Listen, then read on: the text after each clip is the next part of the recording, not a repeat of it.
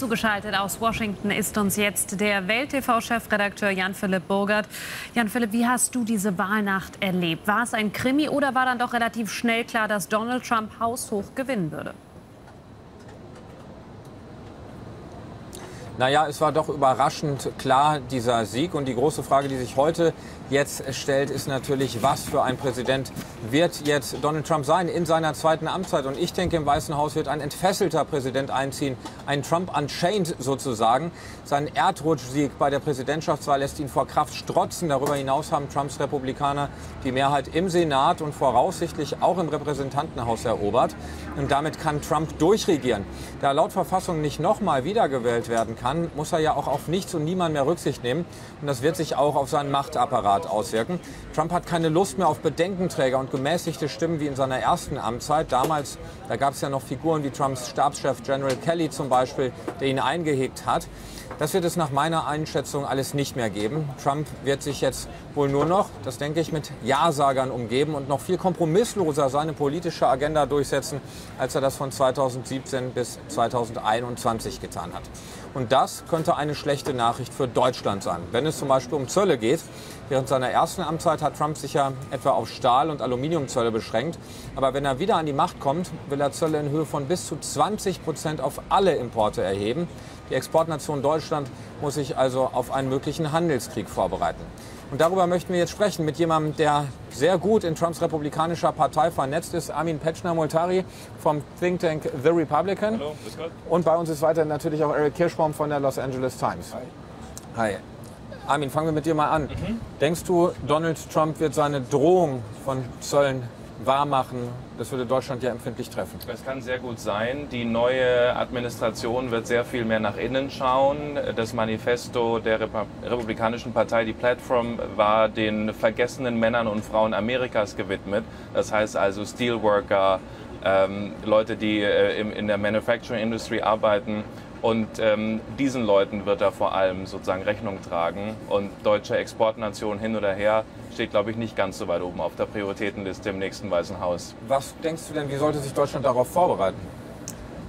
Ich glaube, man muss mit einer großen Charmoffensive anfangen. Ich würde, wenn ich der nächste Bundeskanzler wäre, Friedrich Merz oder jetzt vielleicht noch Olaf Scholz, mal schauen, wie lange noch, würde ich ihn zu einem schönen Candlelight-Abendessen irgendwo einladen, nach Schloss Neuschwanstein und sagen, Mr. President, let's make a deal, you're amazing, we love you and the Germans absolutely perfect, let's work together. Aber so wird es wahrscheinlich nicht sein. Es werden Belehrungen kommen und die Europäer werden wahrscheinlich mit einer Gegenreaktion, mit Strafzöllen, mit Sanktionen, mit Regulierungen und dergleichen reagieren und dann wird es leider sehr unschön werden. Du sprichst von einer Charmoffensive, die Deutschland jetzt machen sollte, aber auch von Belehrungen. Als ich heute mir die Gratulation von Bundeskanzler Olaf Scholz angeschaut habe, da habe ich genau das gedacht. Da klang ja schon an, es ist besser miteinander zu arbeiten als gegeneinander. Das heißt, er hat schon eigentlich wieder impliziert, der Bundeskanzler, dass Trump auf Kollisionskurs gehen könnte. Ist das schlau? Das war doch eigentlich eine vergiftete Gratulation, oder Eric? Wie hast du es wahrgenommen? Ja, aber nicht so vergiftet wie Angela Merkel vor 8 Jahren.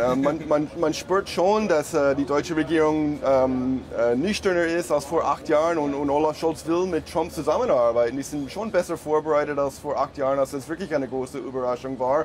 Und mit Trump darf man nicht vergessen, ja, das ist oft eine Verhandlungstaktik mit ihm. Es kommt oft nicht so schlimm, wie er das sagt. Und man soll, seine Anhänger sagen auch, man soll ihn nicht so wörtlich nehmen. Manchmal sagt er Dinge, die wirklich nicht am Ende rauskommen. Auf Englisch heißt das, his bark is worse than his bite. Ja? Also er bellt lauter, als er beißt. Und das soll man vielleicht im Hinterkopf behalten. Es ist vielleicht doch nicht so schlimm und nicht so laut, wie manche denken. Du sagtest vorhin, Olaf Scholz habe jetzt nicht so ein Affront sich geleistet, wie er das noch getan hat, wie Angela Merkel das vor 4 Jahren getan hat. Aber gleichzeitig hat er natürlich im Interview mit uns noch beim G7-Gipfel sich einen Affront geleistet im Sommer, indem er Joe Biden über den grünen Klee gelobt hat. Er hat erst mal gesagt, er sei ja noch sehr fit und er hat gesagt, er glaube, er habe sehr gute Chancen, wiedergewählt zu werden. Das war ein Interview bei uns bei Welt TV und das ist hier hinter uns im Weißen Haus, oder das ist Team Trump, überhaupt nicht gut angekommen. Die haben sofort gesagt, erstens, Olaf Scholz hat keine Ahnung, wie es wirklich um Joe Biden steht und zweitens, man mischt sich nicht in amerikanische Wahlkämpfe ein. Glaubst du, dass sich das jetzt rächen könnte, dass Trump jetzt schon im Grunde sauer auf Deutschland in diese zweite Amtszeit reingeht? In der Trump-Administration hat man anscheinend sehr genau registriert, wer wann wie gratuliert hat und wer sich da wie wann im Vorfeld geäußert hat. Aber ich glaube auch, dass die Deutschen und auch die Bundesregierung, wir überlegen auch nochmal, wie Steinmeier, der damals noch vor Trump gewarnt hat und dergleichen, dass wir schon was gelernt haben. Es gibt gerade in der Union sehr gute Kontakte jetzt. Jens Spahn war in Milwaukee, Alexander Dobrindt war bei der RNC in Milwaukee. Da hat sich einiges getan. Ich glaube, es wird besser und ich glaube, dass das eben, was wird wahrscheinlich auch schon stimmen, dass wenn man Trump ein bisschen einhegt und ein bisschen mit Charme kommt und mit ihm ein bisschen diskutiert auf Augenhöhe und ihn ernst nimmt und seine Anliegen ernst nimmt und damit den amerikanischen Wähler und den Auftrag, den dieser Mann bekommen hat, ein historisches Ergebnis, das wir so lange nicht mehr hatten, dann wird es auch, glaube ich, nicht so schlimm kommen, wie man jetzt ausgeht. Gucken wir mal auf die allerersten Auswirkungen dieser Präsidentschaftswahl. In den USA boomt die Börse nach Trumps Wahlsieg. In Deutschland hingegen sind vor allem die Autoaktien richtig unter Druck geraten. Eric, ist das schon ein Vorbote auf das, worauf Deutschland sich vielleicht einstellen muss? Ja, absolut. Die Märkte sind manchmal schneller als die Umfragen, als die Politik. Und die Aktien sind gestiegen heute. Und das ist vor 8 Jahren auch passiert, als Trump Präsident wurde. Die Investoren sind nicht viel aufgestaut Interesse. Man wusste nicht, ob man kaufen soll oder nicht. Auch Immobilien werden wahrscheinlich demnächst steigen, weil das ist aufgestaute Interesse.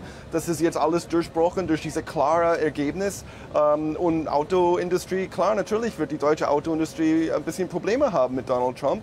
Er will America first. Das ist man muss kein Genie sein, das zu verstehen. Er ist ganz klar, er ist patriotisch. Er will für die Interessen der Amerikaner und die Arbeiter in Amerika. Und wenn man das versteht, kann man mit Trump verhandeln. Ja. Ich glaube, dieses neoliberale Zeitalter, das die Amerikaner ja selbst 30, 40 Jahre seit Ronald Reagan eigentlich vorangetrieben haben, das ist jetzt vorbei. Und ich glaube, wir kommen in eine Phase des Protektionismus. Wir kommen da rein, wo am Ende wahrscheinlich republikanische Stammwählerschaft relevanter sein wird als transatlantische Thinktanks hier in DC. Und ich glaube, darauf müssen wir uns einstellen. Und wenn wir das antizipieren, dann können wir damit auch nachhaltig und seriös umgehen.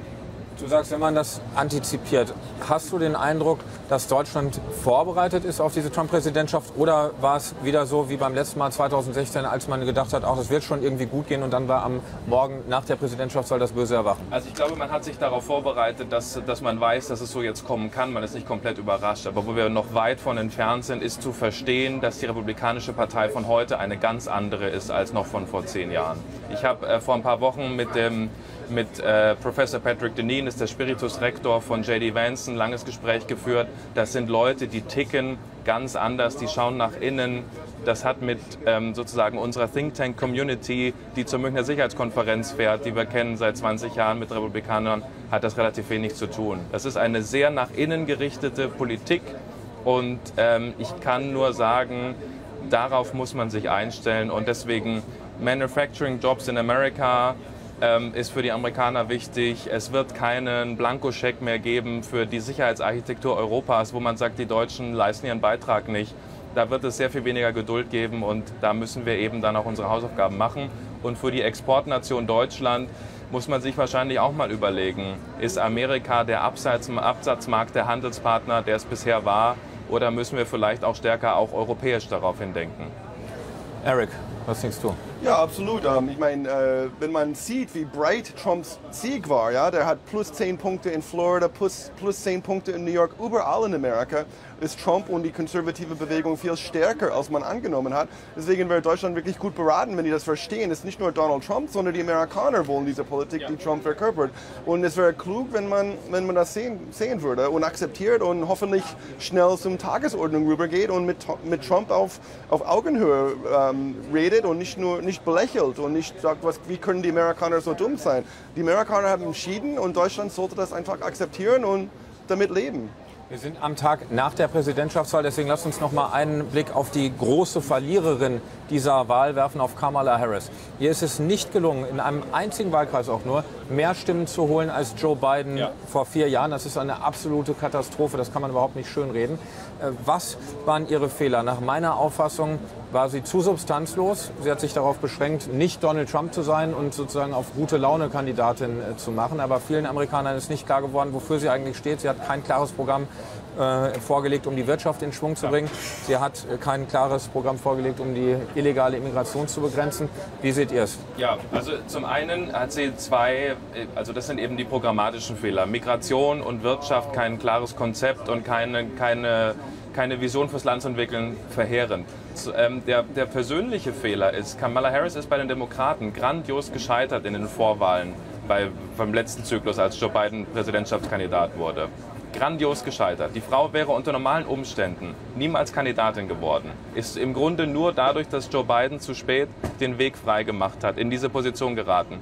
Und dieser Disconnect, dieser Word Salad, ich definiere mich nicht, ich lache ein bisschen auf der Bühne, hat beim Wähler einfach nicht verfangen. Es hat auch die Personality gefehlt. Man kann über Donald Trump sagen, was man will, aber wer ihn einmal erlebt hat in Rallyes, und ich habe ihn öfter gesehen, das ist Showbusiness, das ist Unterhaltung, das reißt mit, und das, was er sagt, secure the border und wir wollen die biggest economy in the history of the world wieder, das zieht natürlich an, und am Ende wählt man mit dem Geldbeutel. Und da hat sie nichts angeboten. Und diese Wahl hat Kamala Harris verloren. Deswegen wollen wir jetzt schalten zu unserem USA-Korrespondenten Michael Wüllenweber. Der ist an der Howard University, wo Kamala Harris gestern Abend ihre Wahlparty feiern wollte. Sie hat dann auf eine Rede verzichtet. Sie hat auch noch nicht Donald Trump, zumindest sind es so unsere Informationen, noch nicht gratuliert zu seinem Wahlsieg. Aber sie möchte dort auftreten, heute um 16 Uhr Ortszeit, also 22 Uhr deutscher Zeit. Michael, was erwartest du von dieser Rede, die da bevorsteht, von Kamala Harris?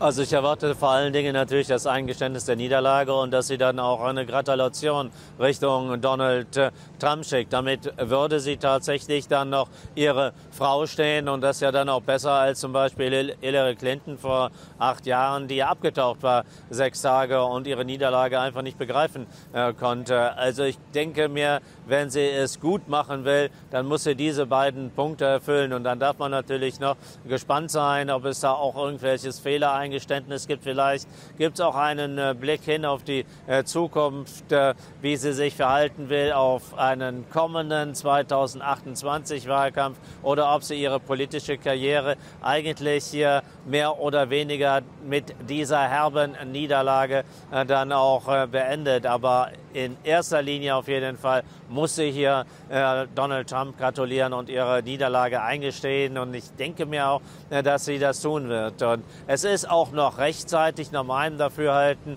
Gestern Abend wurde noch ausgezählt, als sich hier die Reihen hinter mir lichteten auf dem Gelände, und als dann Pennsylvania, Wisconsin, Michigan, also so auch dann in Frage standen, da hatte man vielleicht noch ein bisschen Hoffnung gehabt und die Leute nach Hause geschickt nach dem Motto, vielleicht sieht es am anderen Morgen besser aus, aber wir haben es alle erlebt, recht schnell sah es dann nicht besser aus, und jetzt musste sie natürlich eine neue Gelegenheit konstruieren, um für dieses Event, und die Zeit 16 Uhr passt dann auch vielleicht besser als in den Morgenstunden in die Sendepläne der großen Networks. Ich würde sagen, das ist okay, wenn sie tatsächlich gratuliert und dann einwandfrei auch persönlich die Verantwortung für diese Niederlage übernimmt. Michael, danke für deine Einschätzung, und wir werden die Rede von Kamala Harris natürlich live hier bei Welt TV übertragen um 22 Uhr deutscher Zeit und die Rede dann auch hier vom Dach des Welt TV-Studios in Washington live für Sie einordnen. Jetzt aber erstmal zurück nach Berlin zu Fanny Fee und Alex. Jan Philipp, vielen Dank für diese Einordnung aus Washington. Dankeschön.